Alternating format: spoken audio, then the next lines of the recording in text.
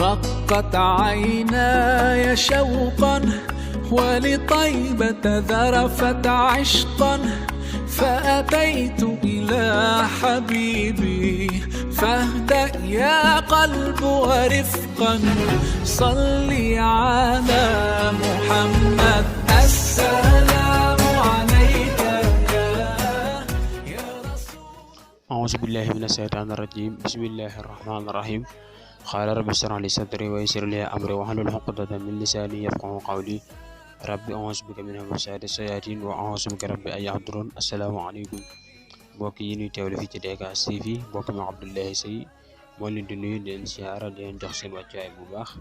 fas yéene dikk ak yéen ci li nga xam ne mooy naafile bis bi niñ ko daan defee ak yéen rek bis bu set ñu indil leen naafile nga xam ne mën a war a naafile mbokk yi.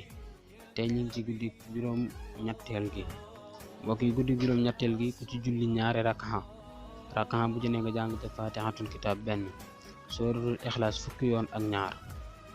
masha Allah, loolu mooy li ñu war a julli ci guddi juróom-ñetteel gi. ngëneeli julli gi xarafu ci ne dees na ko ca bindal tuyaabay jaamu yàlla ak junni at. dana mel ne it ku leel xeetu yonante bi sallallahu taala wa sallam yëpp juróom-ñaar fukki at yu mat boole ca mandal leen woddu leen. mel ne ni it ku goreel junni jaam te bu ñaanee yàlla mu nangu ko.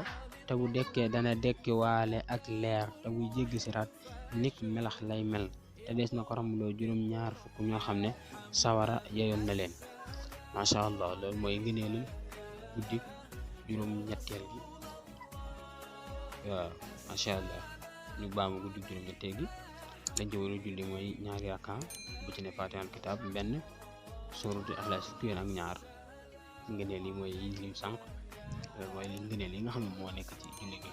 kon am na solo donc mbokk mi bu lay si bu fi teewal leen dégtal nag le bis bi ñu tàggatoo ak yéen foofu ba beneen yoon. asalaamaaleykum wa rahmatullahi taala wa barakatuhu.